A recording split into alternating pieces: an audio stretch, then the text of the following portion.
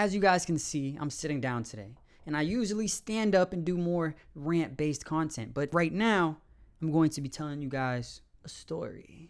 Or stories. It's 2023, and in this day and age, if you're not in a relationship, you're screwed. And if you are in a relationship, you're also screwed. But don't beat yourself up about it, because at least you're not married, because those guys are astronomically screwed. Those guys are getting railed, no lube, on a daily basis. Did you pray today? Cause if you didn't, I'ma have to dig you down on some gangster shit. At least we're not them, but we're all pretty messed up right now. It is really that hard to find a mate. Things are never as they seem. People pretend to be people that they're not. It's not necessarily catfishing. It's people try to put their best foot forward. But when you put your best foot forward, your back foot can be full of dog shit. Or you only have one foot. And don't get me wrong, there's nothing wrong with having one foot. You get the analogy, right? Basically what I'm saying is, in 2023, you always need to be on your toes. For example, you might think that you found the love of your life, but she eats pickles out of a bag. I know that sounds random, but for some people, that's a deal breaker. I've met plenty of people that was a deal breaker for. Like, plenty of people, not just like myself. I'm not even saying that I have a problem with that, but leave in the comments if like you eat pickles out of a bag. I'm not saying that I will block you, but I'm not saying that I will block you.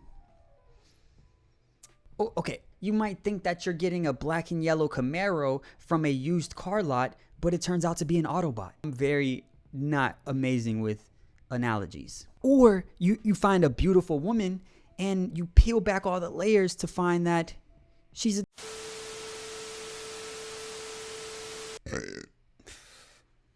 Basically, you can't find a Lockheed Martin F-22 Raptor and think that you can fly one. You have no credentials to fly that motherfucker. Plus, you're ugly. Sorry to be the bearer of bad news. It's obviously a Decepticon, and you can't afford one of them. Because the parts, if they break down, are very expensive. You don't have the money for that. You need to learn to expect the unexpected. Today I'm going to tell you 3 stories of some of my most unexpected dating experiences. And some of these endings are going to be a lie, if not all of them. And then I'm going to have you guys guess which ones you think are true. And then I'm just going to tell you guys. So a while ago, I used to be more addicted to Fortnite than a crackhead to crack in the 80s. And I started talking to this girl. She was a sweet and caring girl. And she wasn't born in the US, she was born in Dubai, which explains her caring personality. I don't know how people act in Dubai. She was going to college about 3 hours away from where I lived. I didn't expect to drive 3 hours to go see a girl, so I never expected things to escalate too far. Plus, I'd rather play Fortnite than be on the phone, so it's dead. But expect unexpected. This girl literally taught herself how to play Fortnite on a Switch just so she could play with me. Red flag? Maybe. But that was real love right there. To me, at least. And she wasn't just mindlessly running around, she actually got good. Perks are lightweight to move faster, toughness to help in gunfights, and hardline to make getting and looping streaks easier. Streaks are UAV with extra assist points, care package with double tap. There definitely was a couple of... He's one shot. He's in the building. He's in the building. No, not in the building. No, he's one shot. Just shoot him. Yelling at me. I was trying my best. Yeah, nah, you did good. You did your best. It's okay. I just don't like it. You were yelling at me. Like, yeah, no, don't even worry about it. Just like next time, you should listen to me. Because I told you he was in the building. But she was good. We would literally play Fortnite for hours on end. It started to become a routine. At the end of our days, we'd play Fortnite for a couple of hours and then talk on the phone until we fell asleep. Time passes and her birthday was coming up. She wanted me to take a 3-hour drive to be there for her birthday party. I agree. And on the day of her birthday, I literally lose my phone. Like, completely gone, cannot find my phone anywhere. Come to find out, I left my phone on the roof of my car, and when I made a turn, my phone flew off into some random patch of bushes. I go to her birthday party, everything goes well, we have an amazing time, and after she graduates college, she moves to Houston, where we've been dating ever since. And remember, some, if not all of these endings are a lie. Story number 2. I meet this girl on Instagram and she didn't live too far from me. Now, I like to talk to girls for a little while before I actually hang out with them because I don't like being in situations that I don't want to be in. So I've been talking to this girl for a while and she's a sweet girl. She's a black girl and she makes her money raising goats or sheep. Texas thing maybe. At least she's not a stripper, right? That not that there's anything wrong with being a stripper, but at least she's not one, right? Unexpected, just unexpected. You know what I mean? Anyway, it was time for us to go on our first date. So she drives over to my place, and then I drive us to a bowling alley. We go to the bowling alley, we laugh. She rips a hole in her leggings, which I didn't really need to mention, but unexpected. But she's a really down-to-earth girl. We drive back to my place, she goes home, I go back home, and over the next couple of weeks, we become very close.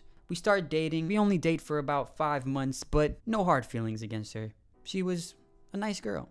Story number 3. I met this girl on Instagram. We would talk every once in a while, but we didn't really talk every day. I guess you can say we built ourselves a little internet friendship. Now, one day, just randomly, she hits me up and says that she's in Houston. Now, me not trying to spend money and also not trying to get my hopes up and also not try to be thirsty, I end up telling her that I don't really go out much, but if she ever wants to come over, she can because I just be in the crib.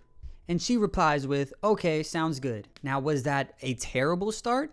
Maybe, but I didn't ask her to come to my crib and I didn't ask her on a date. I just told her if she was ever bored, she can come over to my place. And surprisingly enough, she did. And from there, she started coming over almost every other day. We start to build a relationship from this friendship and we end up dating. And we've been together ever since. Now place your bets about which story, if not all, ended in a lie.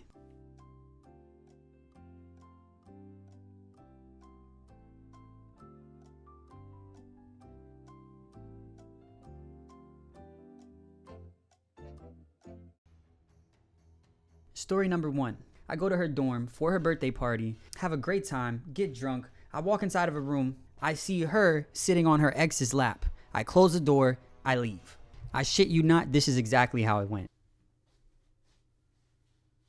Now she catches me before I get to my car. She started crying, tells me that she wasn't sitting on his lap. I just think I saw her sitting on his lap and I'm very drunk. So she convinces me. I go back inside. Later that night, her ex comes up to me, tells me that she kissed him, and leaves. I am extremely faded. I fall asleep on the couch, wake up the next morning. She apologizes to me. I tell her I'm leaving. Before I leave, she tries to convince me to hit. How weak of a man does she think I am?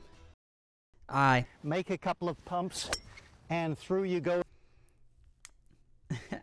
And then I leave. After I leave, I go home and I barely ever talk to her ever again. His molecules got all rearranged. When he first woke up, he realized he had snow white hair and glowing green eyes. He could walk through walls, disappear, and fly. I'm very much a lover boy, but sometimes I stand on business. Sometimes I stand on business. I think it really was just an accident. She got drunk, but I don't give a fuck, Keisha. Now, story number 2. We drive back to my place. I walk her to her car. She gets inside of her car and then gets back out of her car. I don't know what's going on. She pulls out a spend the night bag. Now me, on the other hand, I was not prepared for her to pull out a spend the night bag. Now, for you guys that don't know what a spend the night bag is, you know, it has all the essentials. It has extra clothes, a toothbrush, a washcloth maybe, some slides or chancletas if you're Espanol. Just plenty of things for spending the night. Now she pulls out the bag and gets ready to walk into my place. Come on, vámonos. Everybody, let's go. I'm in shock. I didn't expect this to happen. I wasn't mentally prepared for this. Plus, I didn't clean my room. A potato flew around my room before you came. But I didn't care. Now, I'm the type of guy that never makes a move on a girl. And some people may say that's lame. I'd rather miss out on a little bit of play than have a girl feel like she was obligated to give me some play. So we lay down and we begin watching a movie because what else are we gonna do? So you ready to get busy or what? I mean, I'm really just enjoying the time that we got here together. Take these off. Okay. But she had other plans, and You are watching a master at work.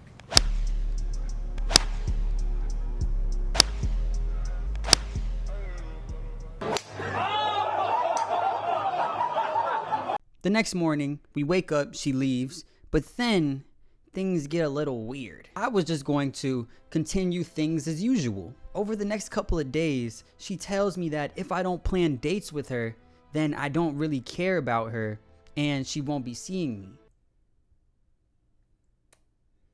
Now, I'm no mathematician, but how are you going to spend the night at my place unprovoked and then do the with me unprovoked and then act like I'm treating you like a booty call? How about we make it make sense? I never planned a date.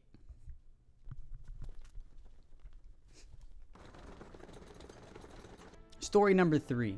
The girl moves back to Mississippi, where she's from, before we make it to the dating stage. And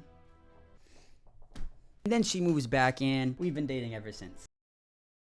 Moral of the story is, make sure to vet the people that you choose to talk to, because sometimes people only show you the part of them that they want you to see. And make sure you guys try to become strong-minded, because both times I knew I probably shouldn't smash just because I have the opportunity to smash. Sometimes you need to understand it's about smashing the right person. As a man, I know sometimes we put ourselves in positions, and from those positions, you just got to see it through. And when you see it through, sometimes you regret it.